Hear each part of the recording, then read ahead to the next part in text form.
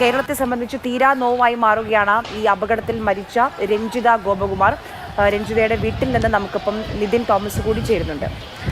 നിതിൻ, പുല്ലാടെ ആ വീട്ടില് ഇപ്പോ സങ്കടക്കടലാണ്. കഴിഞ്ഞ ദിവസം ആ സ്കൂൾ യൂണിഫോമിൽ തന്നെ ആ കുഞ്ഞ് കരയുന്നതൊക്കെ നമ്മുടെ കണ്ണിൽ നിന്ന് മാഞ്ഞു പോയിട്ടില്ല. അത്രമാത്രം വേദനയാണ് ആ ദൃശ്യങ്ങൾ കാണുമ്പോൾ. ആ കുടുംബത്തിന്റെ അത്താണിയായിരുന്നു രഞ്ജിത. ഇപ്പോൾ വളരെ പെട്ടെന്നാണ് ആ മരണം രഞ്ജിതയെ കവർന്നെടുത്തത്. കുടുംബത്തോടൊപ്പം അവിടെ നിൽക്കുമ്പോൾ മനസ്സിലാവുന്നുണ്ട് നിതിനും സംസാരിക്കാൻ സാധിക്കാത്തൊരവസ്ഥയായിരിക്കുന്നു. കാരണം അത്രമാത്രം വേദനയിലാണ് ആ കുടുംബം ഇപ്പോഴുള്ളത്.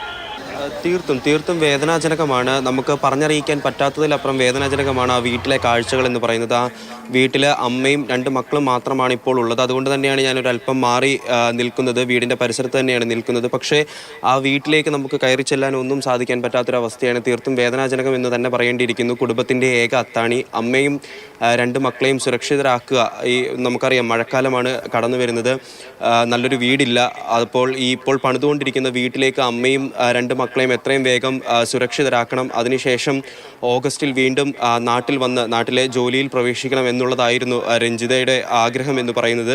അതിനു വേണ്ടിയിട്ടുള്ള കഠിന പ്രയത്നത്തിലായിരുന്നു ഈ നഴ്സിംഗ് പഠിച്ച് ഇറങ്ങിയതിന് ശേഷം മുതൽ ഈ രഞ്ജിത എന്ന് പറയുന്നത്.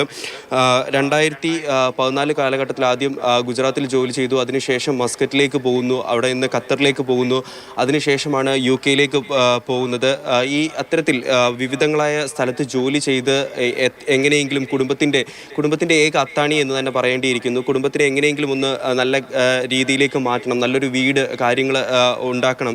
ആ ഒരു ആഗ്രഹങ്ങളെല്ലാം നിലനിൽക്കവെയാണ് 2019 നാട്ടിൽ ജോലി ലഭിക്കുന്നത്. നാട്ടിലെ ജോലിയിൽ തിരികെ പ്രവേശിക്കുവാൻ വേണ്ടിയിട്ടുള്ള അറ്റസ്റ്റേഷനും കാര്യങ്ങൾക്കും വേണ്ടിയിട്ടാണ് കഴിഞ്ഞ വെള്ളിയാഴ്ചയോട് കൂടിയിട്ട് രഞ്ജിത നാട്ടിലെത്തിയത്. അതിനുശേഷം അതിൻ്റെ കാര്യങ്ങളെല്ലാം നടപടിയാക്കിയതിന് ശേഷം തിരികെ പോകുമ്പോഴാണ് ഇത്തരത്തിലൊരു ദാരുണ സംഭവം അവരെ തേടിയെത്തുന്നത്. തീർച്ചയായിട്ടും നമുക്ക് ഒരിക്കലും പറഞ്ഞറിയിക്കാൻ പറ്റാത്തൊരു വേദനയിലൂടെയാണ് അവരിപ്പോൾ കടന്നു പോകുന്നത്. ഇനി ഉള്ള നടപടിക്രമങ്ങൾ എന്ന് പറയുന്നത് എത്രയും വേഗം രഞ്ജിതയുടെ മൃതദേഹം നാട്ടിലേക്ക് എത്തിക്കുക, ഇനി നടക്കേണ്ട ചടങ്ങുകൾ നടത്തുക എന്നുള്ളത് മാത്രമാണ്.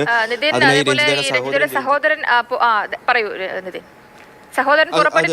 രഞ്ജിതയുടെ സഹോദരൻ ഇന്ന് ഉച്ചയ്ക്ക് ശേഷം പുറപ്പെട്ടിട്ടില്ല. ഇന്ന് ഉച്ചയ്ക്ക് ശേഷമായിരിക്കും, ഇന്ന് വൈകുന്നേരത്തോടു കൂടിയിട്ടായിരിക്കും അഹമ്മദാബാദിലേക്ക് തിരിക്കുക. അതിൻ്റെ കുറച്ച് നടപടിക്രമങ്ങൾ നാട്ടിലുമുണ്ട്. ഇത്തരത്തിൽ പോകുന്ന ആളുടെ ആധാർ കാർഡ് തുടങ്ങിയ കാര്യങ്ങൾ നാട്ടിൽ അറ്റസ്റ്റേഷൻ ചെയ്തതിന് ശേഷം വേണം അഹമ്മദാബാദിലേക്ക് തിരിക്കാൻ. DNA പരിശോധനയാണ് പ്രധാനമായിട്ടും നടത്തേണ്ടത്.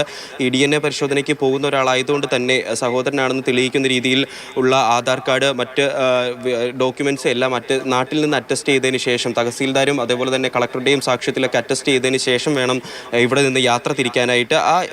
ആ നടപടിക്രമങ്ങൾ പൂർത്തിയാക്കിയതിന് ശേഷം, ഇന്ന് ഉച്ചയോടുകൂടി പൂർത്തിയാക്കിയതിന് ശേഷം വൈകുന്നേരത്തോടു കൂടിയിട്ടായിരിക്കും അഹമ്മദാബാദിലേക്ക് രഞ്ജിതയുടെ സഹോദരൻ പോവുക. ശരി, DNA പരിശോധനയ്ക്കായി രഞ്ജിതയുടെ സഹോദരൻ ഇന്ന് വൈകുന്നേരത്തോടുകൂടി അഹമ്മദാബാദിലേക്ക് പോകും. എയർ ഇന്ത്യ ഇങ്ങനെയുള്ള ഈ അപകടത്തിൽ മരിച്ച ആളുകളുടെ കുടുംബങ്ങൾക്ക് അഹമ്മദാബാദിലേക്ക് എത്താൻ ഇങ്ങനെ DNA പരിശോധനയ്ക്കൊക്കെ വരാൻ വേണ്ടി 2 വിമാനം സജ്ജമാക്കിയിട്ടുണ്ട്. അവർക്ക് യാത്ര സൗജന്യമായിരിക്കും. ഈ ഒരു നമ്പർ നൽകിയിട്ടുണ്ട് എയർ ഇന്ത്യ. ആ നമ്പറിൽ വിളിച്ച് അറിയിച്ചാൽ മാത്രം മതി എന്നുള്ളതാണ് എയർ ഇന്ത്യ നൽകുന്ന വിവരം. ഇതുപോലെ ഒരു അറ്റസ്റ്റേഷന് വേണ്ടി തിരികെ നാട്ടിലേക്ക് വന്നതായിരുന്നു രഞ്ജിത. സർക്കാർ ജോലിയിൽ പ്രവേശിക്കാൻ വേണ്ടി ആ പ്രവേശിച്ചതിന് ശേഷം 5 വർഷം അവധിയെടുത്ത് വീണ്ടും ലണ്ടനിലേക്ക് പോവുകയായിരുന്നു. നഴ്സായി ജോലി ചെയ്തു വരികയായിരുന്നു. അങ്ങനെ ഒരു അറ്റസ്റ്റേഷന് വേണ്ടി സെൽഫ് അറ്റസ്റ്റേഷൻ ചെയ്യാൻ മറന്നുപോയി. അതിനുവേണ്ടി തിരിച്ചു വന്നതായിരുന്നു രഞ്ജിത. അപ്പോഴാണ് ഈ ദാരുണമായ സംഭവം ഉണ്ടായത്.